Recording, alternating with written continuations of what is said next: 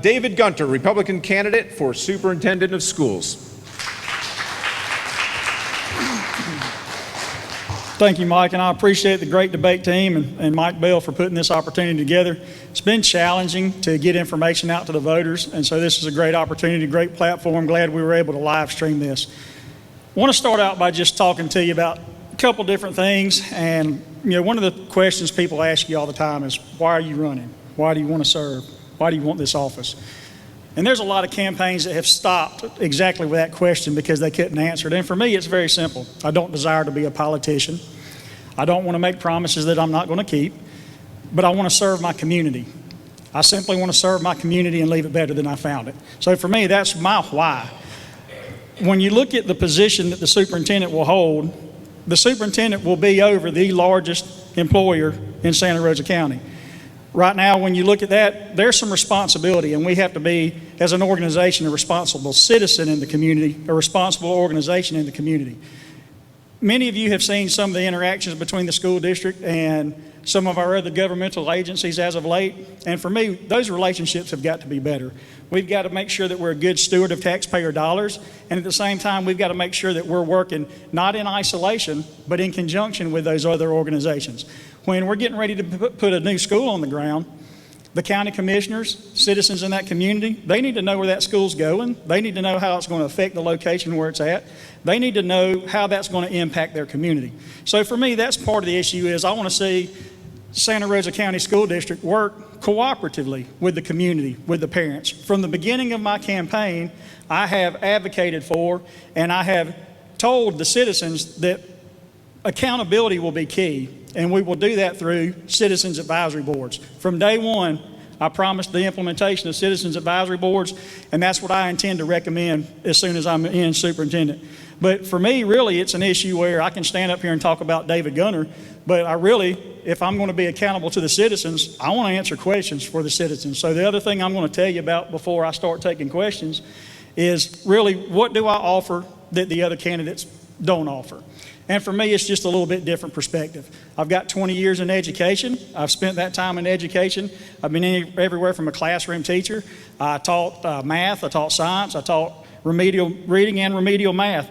I taught the program where we did some intensive instructions where I had 2 or 3 different classes that fed to my computer lab. I did the computer side of it, and the teachers did the direct instruction side. So I had some experience with those struggling students.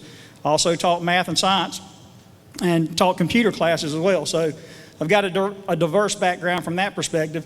And then I went into administration. So from there I served as dean of students where I handled a lot of the student disciplinary issues. Then I went to assistant principal and then principal at King Middle School. Saw a little bit of different perspective at King Middle School because that was the highest poverty rate in Santa Rosa County for a middle school. There's 1 or 2 schools that had a little bit more poverty rate than what King Middle School did, but it definitely lets you know what the needs of those communities and the parents are when you're dealing with that situation. And then from that standpoint, I went to the district office. I went to the district office and I served as director of middle schools.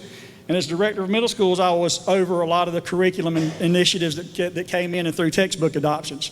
And that's one of the things a lot of times I hear citizens ask questions about, how do we know or how do we have input about what's going to happen with our curriculum? Well, part of the process that's very underutilized is the input that we're required to have from the state of Florida where citizens are allowed to review that curriculum going in.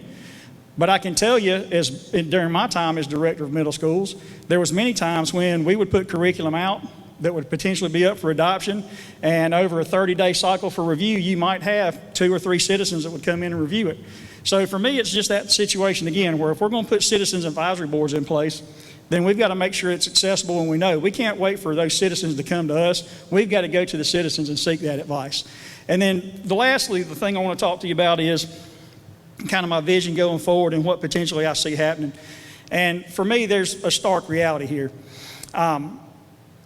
When you look at what students are now doing and a traditional college track for most students, right now in Santa Rosa County and then Panhandle really, about 35 or 40% of our students are going off to a college program. But then the realistic fact that really should catch your attention is after 1 year, only about 20% of them are still there. And so what's that other 80% doing? They have marginal job skills that are not employable. And that's part of the reason we struggle here locally to attract a lot of the economic development that we see. and a lot of the issues where we just don't have that job pool in place. So for me, my vision is I want to see students walk across the stage in Santa Rosa County with a diploma in one hand and an industry certification in the other. And there's several ways you can get that done. Part of the way you begin doing that is you turn the model upside down as to how we've been building schools. Right now, we've got a kindergarten through 8th grade school that's going in the south end. In about 15 to 18 months of that school opening, it's going to be at capacity. And so then where do those schools go to? Or where do those students go to school at? They'll go to middle schools that are over capacity, and then they'll go to high schools that are even more over capacity. So for me, I think we start turning that upside down and we start building building high schools. And we repurpose some of those middle schools if we need to as we look at feeder patterns. So for me, you immediately look at how we can get 2 high schools on the ground that will be industry-based, workforce development-based, and we also, in the process of being that good citizen in the community, we incorporate the county. We reach out to the Board of County Commissioners. We look at the economic development group that they've got, and we pair them up with our workforce development in the school district. And we let them be partners in identifying these high-demand jobs and these skills that we need. Partner up with them in putting these programs in place where we will see the job pools created. The students will walk off the stage with the skills they need to be immediately employable. And they'll have that opportunity to either go to college on that traditional college track, or they'll have the opportunity to go to work and